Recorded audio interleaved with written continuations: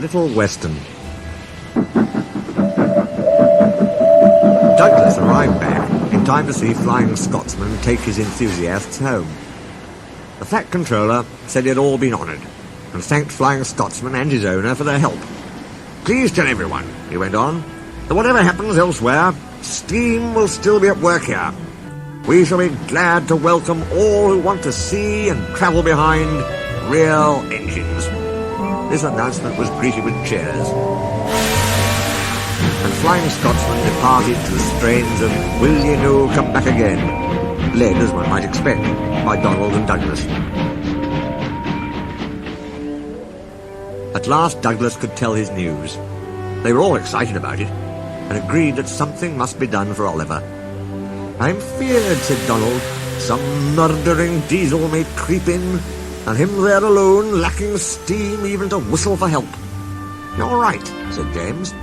"He won't be safe till the Fat Controller knows." "Douglas should tell him at once," said Gordon firmly. "Is it me speak to the Fat Controller?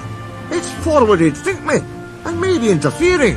"Well, here he is," said a cheerful voice. "Now, what's all this about?" Duck broke the awkward silence. "Beg pardon, sir, but we do need another engine." "I agree, Duck. That is why I am giving 7101 another chance." Their faces showed such dismay that the Fat Controller had difficulty with his own.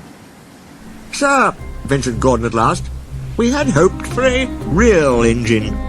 "They," said the Fat Controller gravely, "are rare. And unless one escapes, there's little hope." "But, sir," burst out Donald, "one has." "And thanks to Douglas, is now at our works," announced the Fat Controller.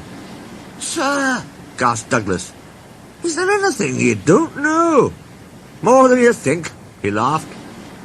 "Oliver's crew told me all you did, Douglas. Oh, sir, you couldn't have seen a braw wee engine, and him in trouble, and no do a wheel's turn. More than a wheel's turn, I fancy. Douglas, I'm pleased with you. Oliver, Isabel, and Toad will soon be ours.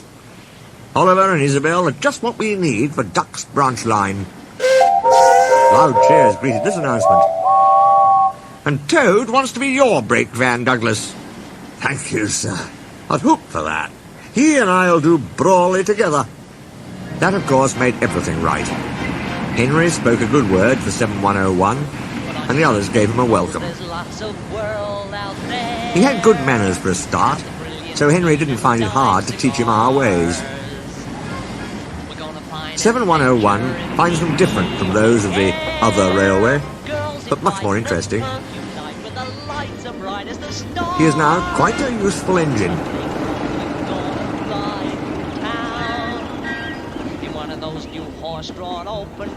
They teased him at first because of his growls. They said he was like a bear. He still growls, not because he's cross, but because he can't help it.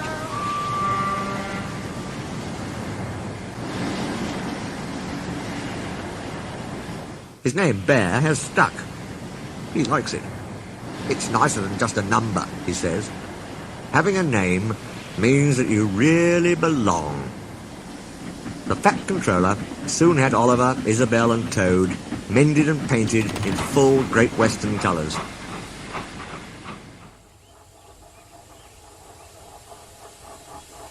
Then he rescued 3 more Western auto coaches. 2, Alice and Mirabelle, he gave to Duck. The 3rd, Dulcie, joined Oliver and Isabel.